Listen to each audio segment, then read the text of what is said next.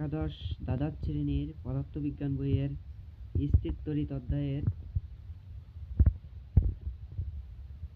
অপরিবাহী ও dielectric এই বিষয়টা নিয়ে আলোচনা করার জন্য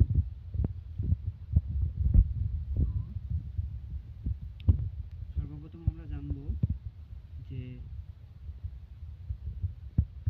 ডাইইলেকট্রিক কি জিনিস আর অপরিবাহী কি জিনিস।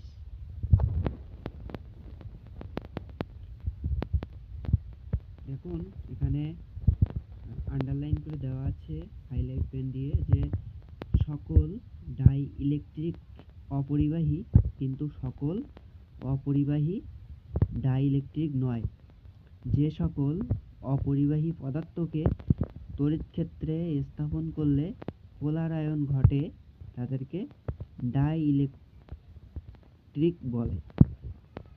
কাঁচ, অভ্র, প্লাস্টিক, রবার, সিরামিক ইত্যাদি ডাইইলেকট্রিকের উদাহরণ। তাহলে ডাইইলেকট্রিক কারা? যে সকল অপরিবাহী পদার্থকে তড়িৎ ক্ষেত্রে স্থাপন করলে পোলারায়ন ঘটে।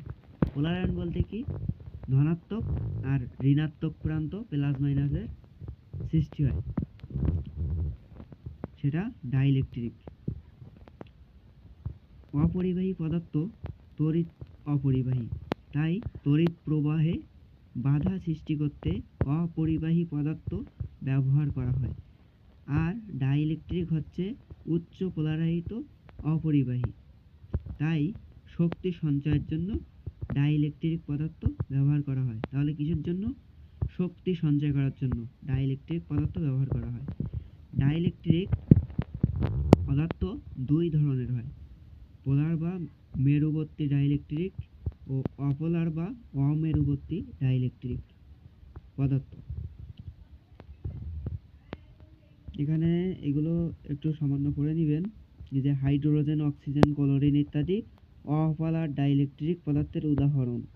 অপোলার ডাইইলেকট্রিক পদার্থের দ্বিমেরু ভ্রামক শূন্য হয়। এটা কিন্তু খুব ইম্পর্টেন্ট, টিকে আসে, আমাদের এইচএসসি পরীক্ষায় এটা টিকে বেশিরভাগ আসে।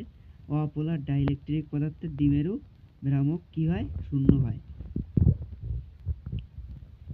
আমরা জানি কোনো পরিবাহীর বা একাধিক পরিবাহীর সমন্বয়ে গঠিত কোনো সমাবেশের বিভব বৃদ্ধি করলে এটি আধান ধরে রাখতে পারে।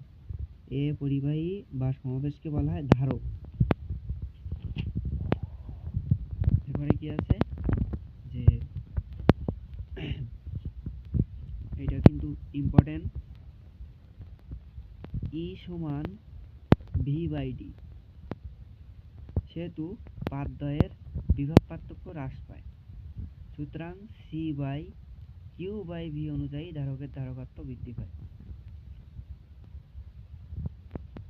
এখানে দেখেন ধারকের পাতদ্বয়ের মধ্যবর্তী স্থানে কোনো ডাইইলেকট্রিক থাকাকালে ধারকত্ব সি এবং ডাইইলেকট্রিক না থাকাকালে ধারকত্ব সি নট হলে এর দু অবস্থায় ধারকত্বের অনুপাত সর্বদা একটি ধ্রুব সংখ্যা হয়। এ ধ্রুব সংখ্যাকে ওই ডাইইলেকট্রিক মাধ্যমের ডাইইলেকট্রিক ধ্রুবক বা পরাবিদ্যুতিক ধ্রুবক বা আপেক্ষিক ভেদনযোগ্যতা এপসাইলন আর বা তড়িৎ মাধ্যমাঙ্ক কে বলে। অর্থাৎ কোনো মাধ্যমের ডাইইলেকট্রিক ধ্রুবক এপসাইলন আর সমান কে হচ্ছে ধ্রুবক সমান সি বাই সি নট। সিটা কি? সি হচ্ছে ধারকত্ব আর সি নট হচ্ছে শূন্য মাধ্যমে ধারকত্ব। তো আমরা এখানে কি পাবো? এপসাইলন আর হচ্ছে কোনো মাধ্যম, একটা বায়ু মাধ্যম হোক কিংবা অন্য অন্য যে কোনো মাধ্যম হোক না কেন, সেটা সেই মাধ্যম থেকে আমরা ডাইইলেকট্রিক ধ্রুবক বাইর করব।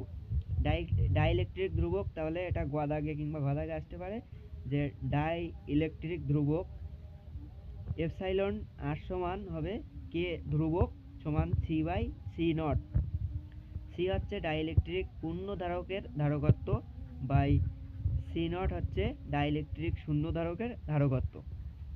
তো এখানে যে দেওয়া আছে ডাইইলেকট্রিক বা অন্তরক পদার্থ, এই যে শূন্যস্থান, বায়ু, পলিথিন, মোমে ডুবানো কাগজ, অ্যাম্বার, ইবোনাইট, কাঁচ, পোর্টসেলিন, অভ্র, পানি, টাইটানিয়াম অক্সাইড, এগুলো সবগুলো দেখেন ডাইইলেকট্রিক ধ্রুবক দেওয়া আছে, কে বা আপেক্ষিক ভেদনযোগ্যতা এপসাইলন আর দেওয়া আছে।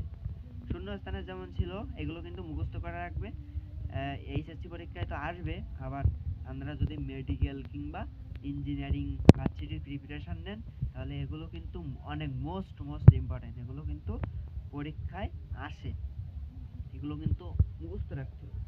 যে শূন্যস্থানে ডাইইলেকট্রিক ধ্রুবক 1.0000 এত, বায়ু মাধ্যমে 1.0005, মোমে ডুবানো কাগজ 2.7 ডাইইলেকট্রিক ধ্রুবক, এগুলো সবগুলো মুখস্থ করে রাখবেন। তো আশা করি এর পরের ভিডিওতে গাউসের সূত্র নিয়ে আসবো, হয়তো পরের দিন গাউসের সূত্র নিয়ে আসবো। আপনারা সবাই ভালো থাকেন, সুস্থ থাকেন। ভিডিও যদি ভালো লেগে থাকে তাহলে আমার চ্যানেলটি সাবস্ক্রাইব করে রাখবেন ও লাইক কমেন্ট করে পাশে থাকবেন। সবাইকে ধন্যবাদ, সবাই পাশে থাকবেন।